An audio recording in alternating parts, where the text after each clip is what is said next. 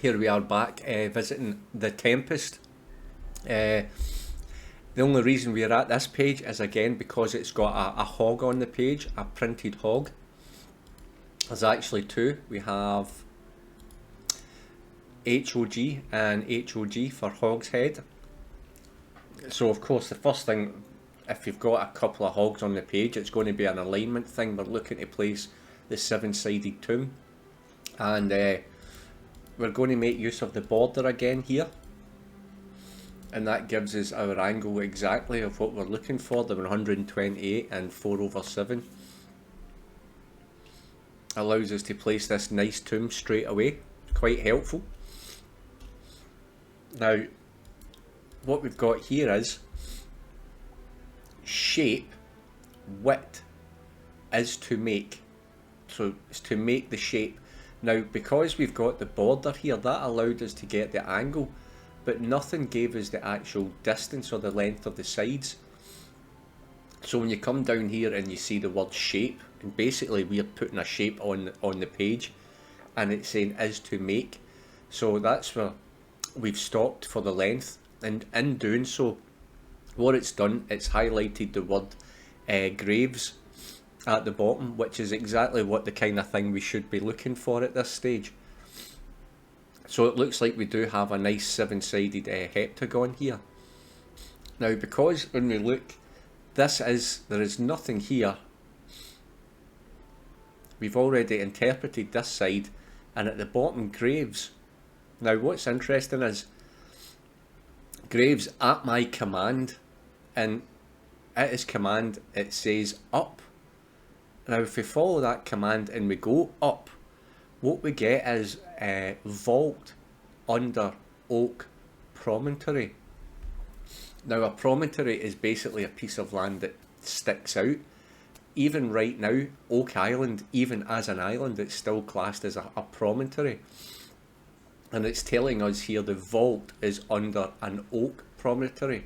So this is where I believe the oak trees comes in again for this Oak Island. There's such a thing as was the oaks actually planted, like Daniel Moglin in his illustrations. It shows that some tree had been removed or cut down, and a new seedling had been growing in its place. And I like to think that this is telling us that the vault is basically under the island. Now what I've done is here, I've just laid this line so it basically ties back into the starting point, and what it does, it crosses over ROSE backwards for rose, and obviously it's a cross where it crosses over, so we've got the rose cross, a rose cross grave, which is in a vault under the oak promontory. Now if we come down a little bit, we start to read what the story's talking about. It's saying, bury it certain fathoms in the earth, and deeper than did ever plummet sound, I'll drown my book. Now that's quite interesting, considering we've just highlighted the vault is under the promontory.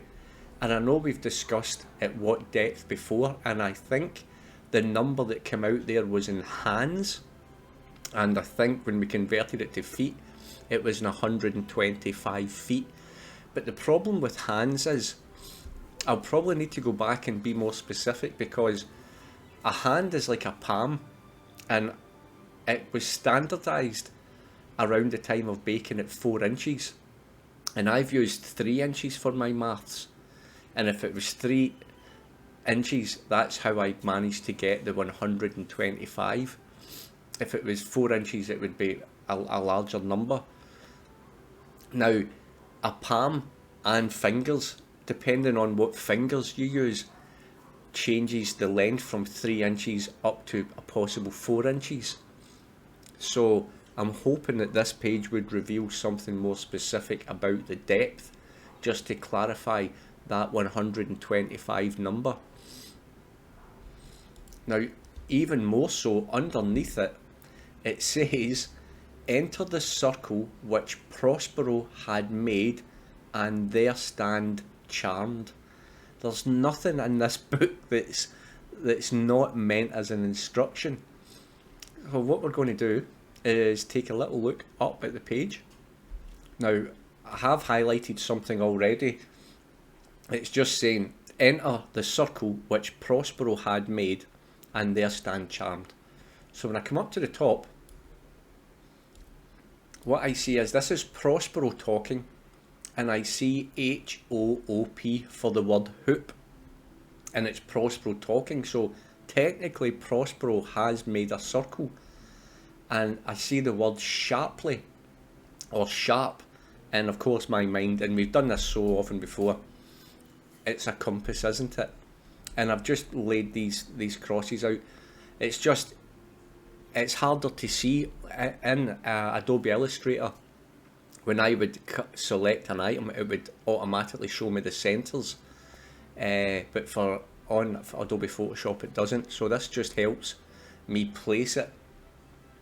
And of course we've got this circle, we take it through the HOOP for the hoop, and we cross over the word charms, which is what it said. It said, in this hoop they'll be charmed, or in this circle they'll be charmed.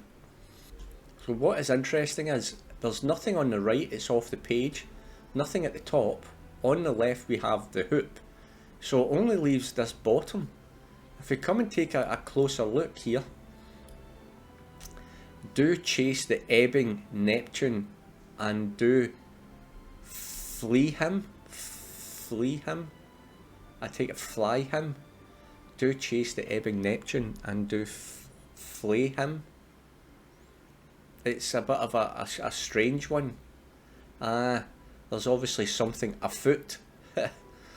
Now, if we take a close look at this, we need to keep in mind this up command, at my command up, and then we read vault under oak promontory.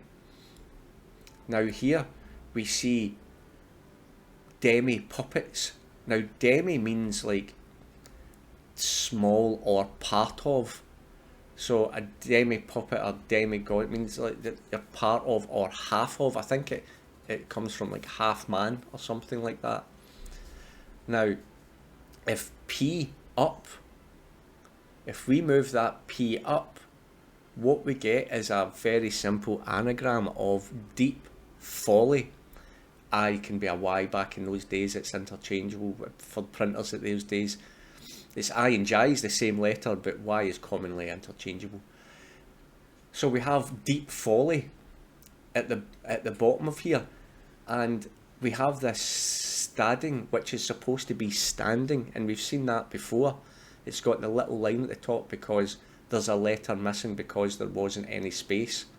In other words, there's a letter missing. Our letter that's missing is a P. There's always something there to help us along. It's beautiful stuff.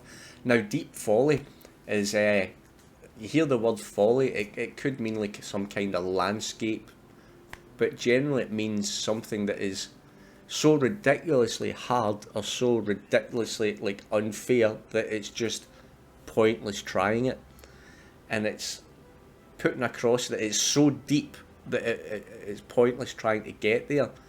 And that's quite disheartening actually, because you can't recover what's there, but maybe possibly that's the whole reason of it, that whatever's buried there, it's so deep that it's not recoverable.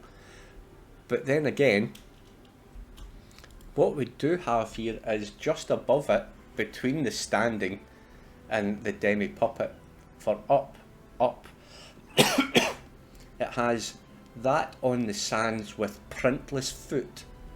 Printless, I think it means because the tide is basically washing away your footprints.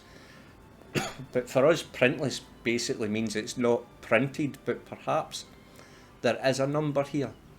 And if we attach a value to each of this printless, it adds up to 125, and then we have foot here.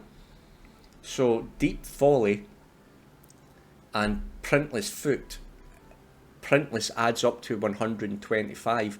On the previous page we had a 130 because it was done in hands. Now that 130 could be 125 depending on the value of the hand. Our number is with 3 inches right now. If it was 3 1/8, we would get the same number and they would correspond. But as it stands, there's 5 feet between the 2 pages that we've got that gives us some kind of depth. And just as a passing thing like this, there's probably might be something more on this page. And the reason why I say that is sometimes it's just the way the page works, but generally what you've got is if there's something on one side, there's something on the other. And like this Graves at my command up vault under Oak Promontory, that wasn't just found, it was found because there was something easy to catch your eye. Because on the left hand side there is ASH for ash, and it says set roaring, have I given fire, as in a roaring fire would give ash. And because you find that, you start looking for something else. And what I like to think is that whatever was on that island possibly could have been set fire and removed, and oaks planted so the vault would then fall under the Oak Promontory. Beautiful page.